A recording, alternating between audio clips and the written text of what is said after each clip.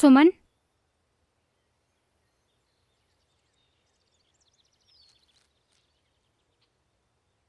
मैं राधा, प्रेम मोरे संग काम करथे।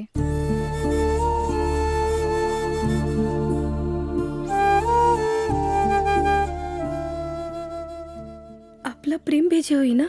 नहीं, ओला तो मालूम भी नहीं है कि मैं यहाँ आए हूँ।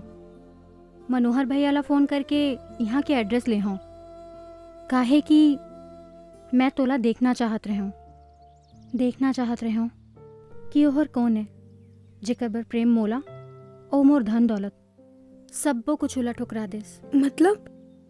ओकर संग रही के महू प्रेम ला माया करे लगे हूँ।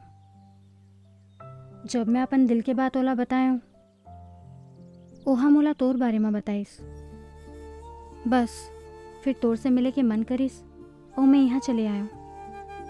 सच, तुमन दोनों के एक दूसर पर माया ला देख के यकीन हो गए कि तुमन दोनों एक दूसर पर ही बने हो।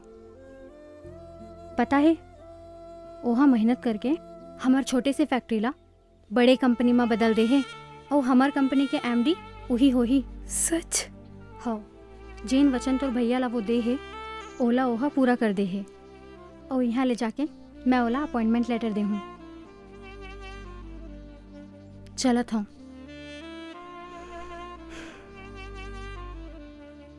राधा,